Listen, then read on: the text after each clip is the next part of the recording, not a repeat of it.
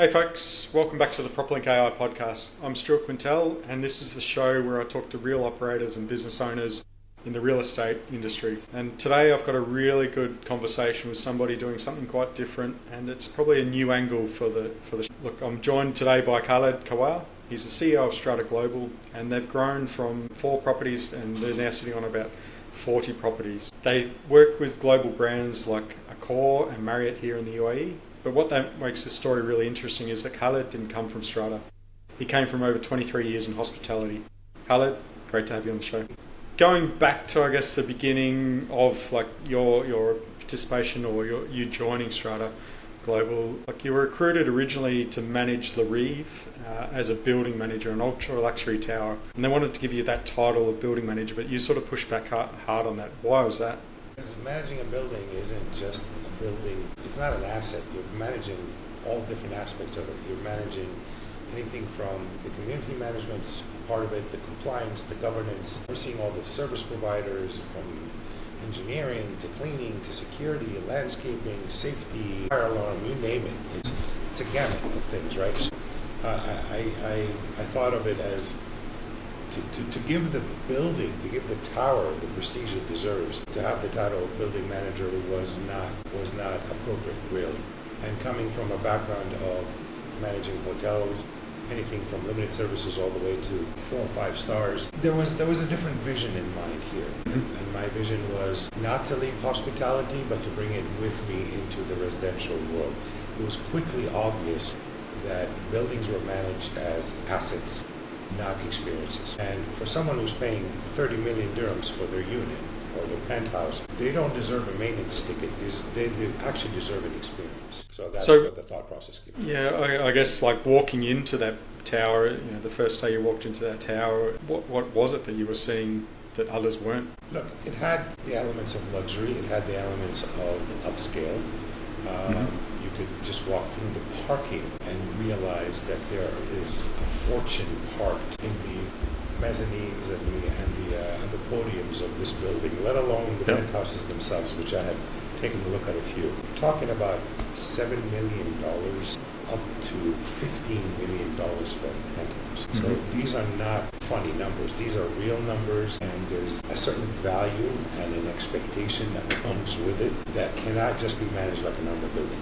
So rather than having a security guard at the front door or at the reception, you deserved something better. You deserved an experience that actually spoke to the fortune you just invested in living here. It's not an address that everybody can call home. Only very few, very select, a handful.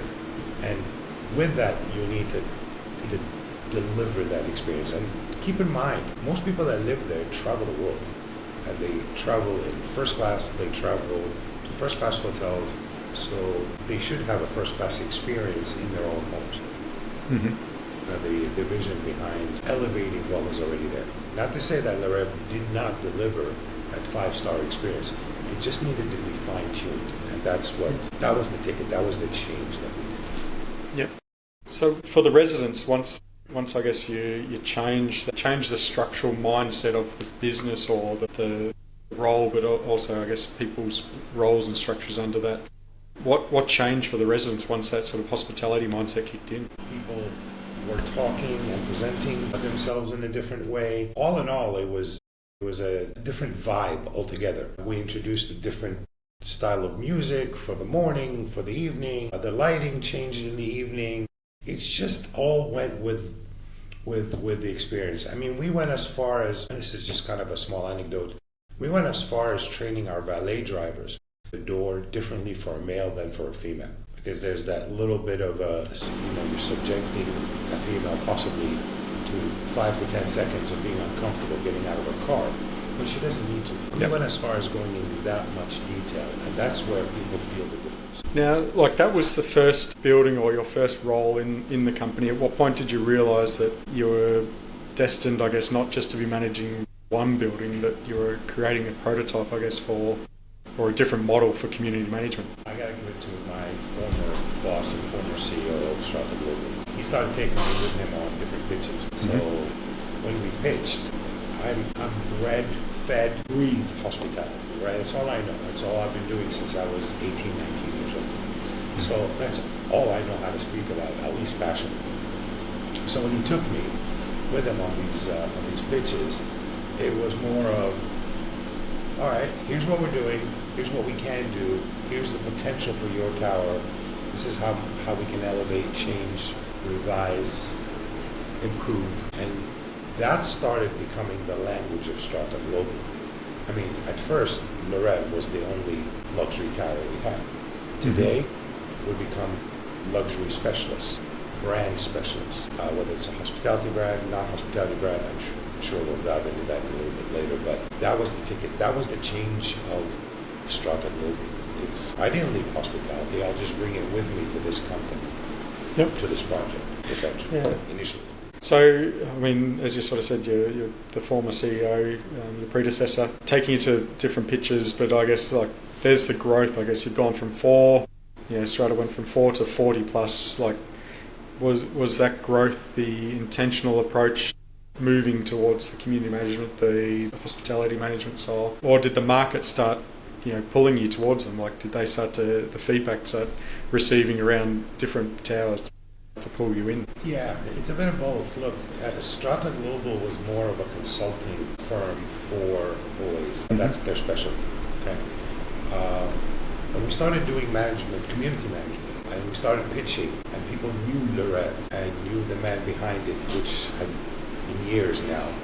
We're talking 3, 4, 5 years into my tenure. People start going, we want the same. We want to duplicate. We want to replicate what's going on in Le Rêve. Can we do that? Of course we can. With the right resources, the right funding, the right service charge models, you can do anything, right? Give me the money, give me the time, give me the right resources, I'll recreate it for you. And that's exactly what we started doing. We started recreating it. And then we started hiring differently. We didn't just hire experienced backgrounds.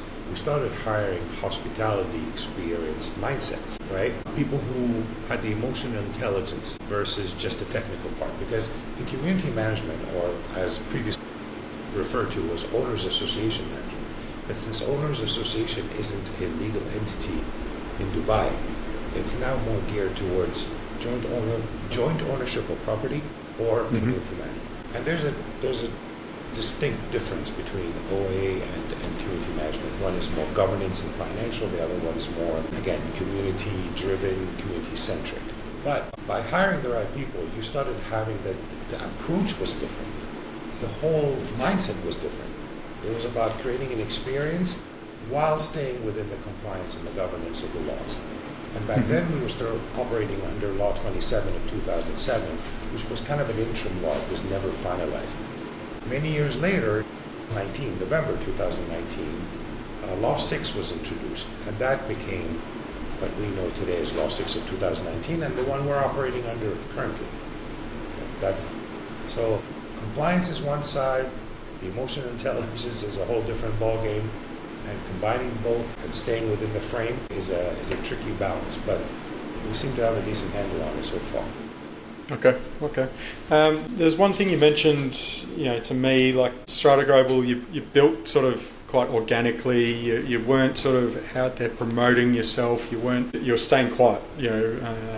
Whereas you built organically, but you built something for. You weren't shouting. Why would? Initially, it wasn't our style. We were just kind of staying low key. We were building something that was really, really small, with the hopes of reaching a certain level, but that level seemed so far in the distance, and today we've reached it and we're aiming higher. So I think part of it was a little bit of confidence maybe, or lack thereof. Another part was we had identified a new identity, which is that hospitality approach, and I think we wanted to get that right, and until we reached a certain level and we started hearing feedback from other people about how we are perceived. And that just gave us that added confidence, like, okay, we're doing something right here. Our portfolio keeps growing, organically, slowly, if you may, but it was growing. Reputationally, that was the most important part for me. And we used to sit and have meetings, whether it's on the phone, online, or in person, through a tender that was is due to be submitted. And most of the conversation was about the price. give me our break-even price. And they would give me a number that was quite lower than what we were submitting. I'm like, guys, forget about the money now. Forget about money now. Money will come later. Let's do it right. Let's get this project and prove to the world who we are. If you get this in your portfolio, it's going to add to who you are. It's going to further solidify that we're doing something different. So forget about the money, forget about the P&Ls right now. Let's just focus on reputation. Get that straight, get that solid. We'll get into culture later. That was part of the beginning of creating a new culture. And that was the aim. We nailed that. Culture-wise, reputation-wise, whether it's in front of the government, the agencies, the governance part of it, in front of the developer who was trusting you enough to give you their multi-million dirham or dollar project. That's a big asset, big responsibility. Now they have to pay you for service charge for you to be trusted with that money. So you better treat that respectfully, ethically, responsibly. So that's a big thing. So you build that reputation, you nail that part of it, everything else will follow. That's exactly what happened. Okay, nice. Speaking of reputation, like, branded residences, everyone's branding, like, everything as such. And Dubai is like one of the global leaders or global capitals of branded residency. You've got hotel brands, you've got fashion brands, you've got automotive brands. From where you see, what's the difference between a real brand standards and those, I guess, that are marketing-driven branding? It's a 5-star hotel. It's for the experience of it. At the end of the day, I was working on an article years ago and I never finished it. I should probably revisit it today based on this question. One of it was talking about Burj Al Arab, and my question was, it's a 7-star hotel. Is it a 7-star facility or a 7-star experience? Well, the right answer should be both, right? Because you have a 7-star facility with a crappy attitude at the front desk, you won't have a good time, right? You have a nice luxury bathroom, but you won't have a nice experience. It's all about how people make you feel. So, going back to your question, hotel brands bring a lifestyle, bring an experience. Other brands is about status. So if you're staying at a fashion brand, it's because you're either a brand fan of that particular logo, or it's about, I want to buy into a brand standard, right? Because you're buying into quality and consistency. With hotels, you do both. You're buying into a brand, you're buying into a quality, but you're also buying into an experience. And this is where we became very good at dealing with brands, because coming from a hospitality background, you understand the language, you understand when they say brand guidelines, brand standards, right, brand levels. Managing home organically grown brands like Le Rêve, Volante, those are homegrown brands, right? Le Rêve has become its own brand. Like it or not, it's a brand. But it's not an international brand, it's a local brand. And you speak to anybody who lives and owns a unit in Le Rêve, they're like, this is Le Rêve. Like, there's this sense of, undeniable pride, which is true. So it's a brand. And so Le Rêve's brand got solidified. We wrote brand standards for Le Rêve as well. They're documented. Volante has written their own brand standards, and we just, applied them on the day-to-day operations. You talk about international brands, they come with their own libraries of brand guidelines and brand standards. So the idea is you better understand how to speak them and how to deliver them based on their guidance and their expectations. The other brands? I mean, like, for people that are potentially, if I'm buying a branded residence today, what should I actually be asking? I did a video, it's on our Instagram page. I said, are you investing in the right, are you investing in the word I used? Are you investing in the right property, or are you investing in the right community? Part of investing today, I think you should look at who the developer is, right? Make sure that they're a reputation-driven developer, not a fly-by-night developer. You also need to look at who's managing that project, that community. I wrote this down because I wanted to mention today. Developers sell the dream. Operators save it or reserve it. Okay? They protect it. So you're buying into a dream. You're buying, whether it's a branded residence or a high-end, or a medium premium level. They'll sell you the dream. They'll sell you the community, the location, the view, the finishes, all of that. But then the operator who comes in afterwards is the one who's going to preserve that dream that was sold to you. And we better deliver on our promise, because I pitched this to a developer once. I don't know if I can mention it. I think I can. It was the 118 downtown. very unique building, 28 penthouses, and a high-rise building. Yeah, I mean, it's interesting. Like you sort of mentioned something there around like developers selling the dream, and then the operators obviously being responsible for delivering on that, or delivering that. There's one thing that I sort of step change a little bit. Like you've been quite vocal about the service charge transparency. So why does that matter so much that budgets are transparent and auditable? Again, you're entrusted with people's money. Service charge is a list of line items that are needed to operate this building, right? From A to Z. People pay that into a fund, an escrow account. Okay? That's not your money. It's not for you to do with it as you please. That's why a budget gets put together, and that's why there are stringent laws and rules in place to A, approve this budget, and B, when you start operating it, it's not like you can just take a fund from this line item and pay for something else that wasn't budgeted. So it's very stringent because they want to make sure people stay ethical, honest, and that you are spending people's money responsibly. There's a misconception that developers appoint owners association management companies. No, they actually recommend them early on. Okay. Responsibility in running a budget is huge. Give you a real example. We procure, memory serves me right, about 150 million dirhams worth of services for all our projects a year. Okay, so imagine if things were left loose-ended, right? What would happen? So you have to have... Now, look, there are hundreds of thousands of branded units coming to the market in the next few years. Is the market or is the industry building governance fast enough to support that scale? They need to dive a bit deeper. I mean, we're talking about brand budgets on a branded residence that make up 40 to 60% of that budget. Okay, so I think there needs to be a little bit of a closer look into what those branded budgets and how they impact the service charge. But for the most part, most developers who are launching into the market budget estimation for that service charge, which gives the developer the confidence to go into the market and saying, here's the price per square foot, and here's what the anticipated service charge looks like for this project. And depending on, service charge calculation is not rocket science.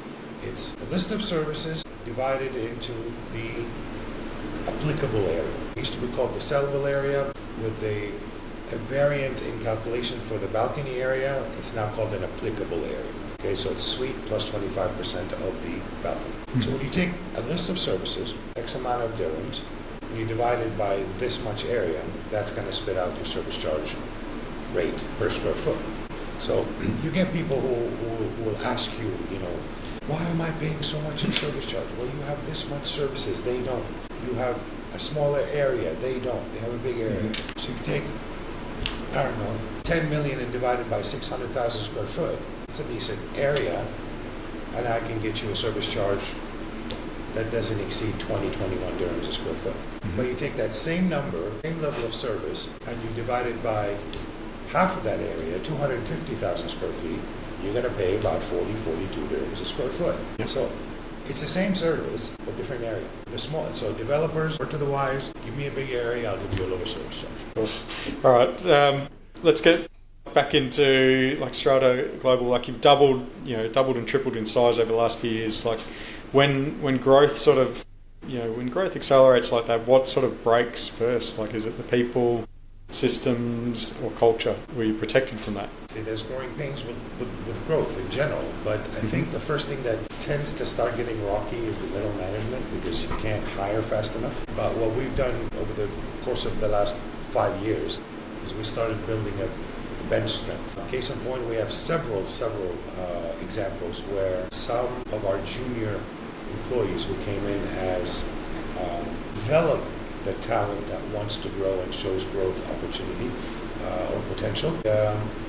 That's for when it comes to the middle management. Communication, again, you tend to become bigger in scale, so it's harder to keep everybody informed. Again, in the last 4 or 5 years, we've put mechanisms and processes in place that has... Yeah. Speaking of hiring, you talk a lot about hospitality mindset. So how do you hire and train somebody to think like a hotelier, but they're inside a residential tower. It's that simple. They hired a hotelier, so I'm going to duplicate that or replicate that same methodology.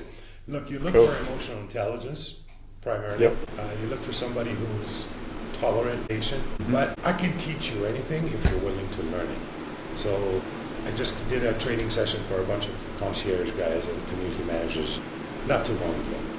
And that was probably one of the most rewarding 2 hours or more, 3 hours of my career. Because it was just back and forth. And it wasn't like a sit down, here's a presentation, and learn this stuff. No, it was interactive, and it was real, it was authentic, it was genuine. We talked about real stuff, right? Real matters. And I think once they understand that you understand them as well, because you've come from that background, it clicks.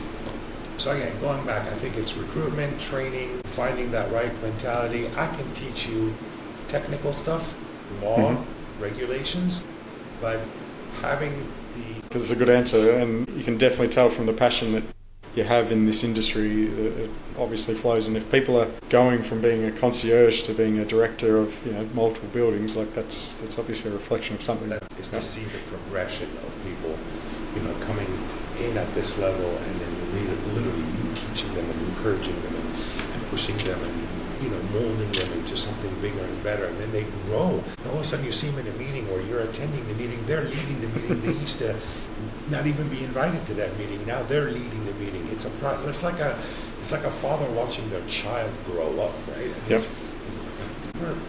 Yep. Speaking of like some of those scaling things, and I guess like talking about like branded developments, and one area I want to sort of understand, like how do you protect the brand integrity? Because say you've got two very different brands, like I won't name names or such, but say if you have brand A, they expect one thing in one tower, and brand B expects another in a different one. How do you maintain the consistency without diluting standards? That's actually a very good question. What we've done is we understand the brand. We first meet with the brand. We understand the project. We understand all the details of the project.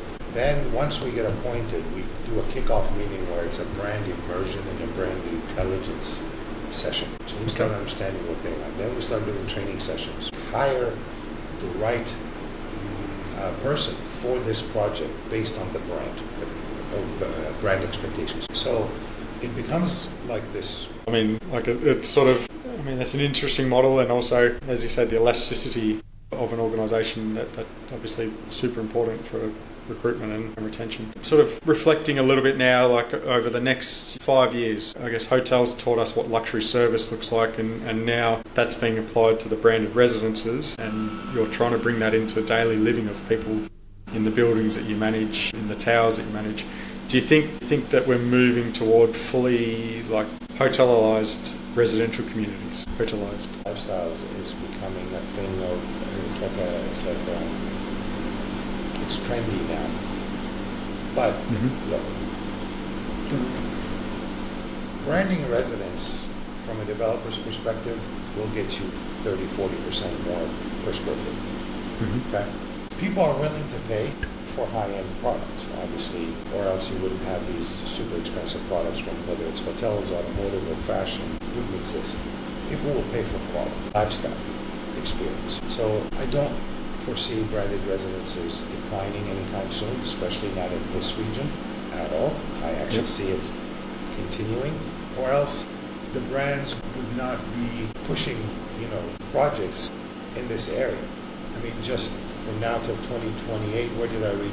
There's about 33,000 new units just in the next 2 years. Where do you think, from Strata Global, like, are you building a company or are you building a new operating standard for the industry? We're building a legacy. Those are the types of partners we like to work with anyway. We look for developers that are building a legacy, that are worried about their reputation. Equally, we're looking for a brand that's just as cautious of their reputation. And then we're looking for both developer and brand that will appreciate the actual skill set and the expertise that we bring because of the industry. Well, look, I'm super interested in talking to you, and like it's been a very honest and also insightful look into you're with the branded residences. You've grown like this experience within the residences, as well as owners associations and community management. So I really appreciate you coming on the show and sharing those with me. Look, if people want to learn more about Strata Global and the consultancy work that you do, the branded residence operations, and also your approach to hospitality-driven community management, where can people connect with you? Through our website, which is, do I need to mention it here, or you'll just... Mention it here and then I'll put it in the show notes. Fair enough, okay. Strata Global, strata-global.com. You can also find me on LinkedIn. My name is Khaled Kaawar.